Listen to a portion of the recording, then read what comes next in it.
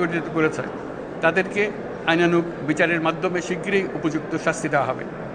একই কথা দেশের সকল মন্ত্রণালয়, সংস্থা, শিক্ষা প্রতিষ্ঠান, নানা কর্মক্ষেত্রের জন্য প্রযোজ্য। সর্বত্র অপরাধীর বিচার হবে।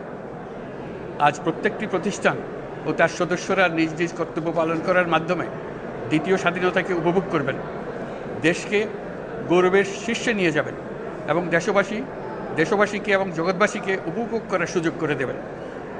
আমি জাতির পক্ষ থেকে প্রত্যেকে নির্ভয়ে আনন্দ চিত্তে নিজ নিজ কর্মস্থলে নিজ নিজ সামর্থ্য নিয়ে এগিয়ে আসতে অনুরোধ করছি।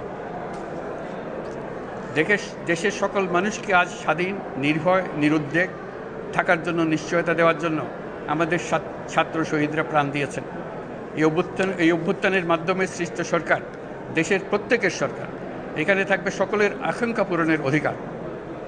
অরাজকতার বিষবাষ্প এখন যেই ছড়াবে, বিজয়ী ছাত্র জনতা সহ মুক্ত মানুষের আইনশৃঙ্খলা বাহিনীর পূর্ণ শক্তি তাকে ব্যর্থ করে দেবে। নিষ্ঠুর স্বৈরাচারী সরকার দূর হয়ে গেছে।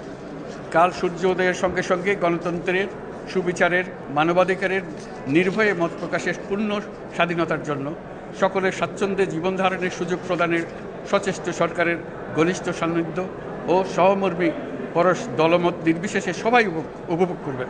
এটাই আমাদের লক্ষ্য। আমাদেরকে এই লক্ষ্য পূরণে সাহায্য করুন। সারা বিশ্ব আজ অবাক হয়ে বলছে, সাবাস বাংলাদেশ, সাবাস বাংলাদেশের ছাত্র জনতা। আমরা এই অর্জনটাকে আর অনেক দূর নিয়ে যেতে চাই। আমাদের ছাত্র জনতার জন্য কিছুই অসম্ভব নয়। আমাদের তরুণরা অসম্ভবকে সম্ভব করতে পারে, তারা সেজন্য প্রতিজ্ঞাবদ্ধ। যদি আমরা ঐক্যবদ্ধ থাকি, ধ্বংসাত্মক কর্মকাণ্ড থেকে দূরে থাকি, সবার জন্য মুক্ত পরিবেশ সৃষ্টি করতে পারি, আমাদের বিজয় অবশ্যই হবে। মহান আল্লাহ আমাদের সহায় হন।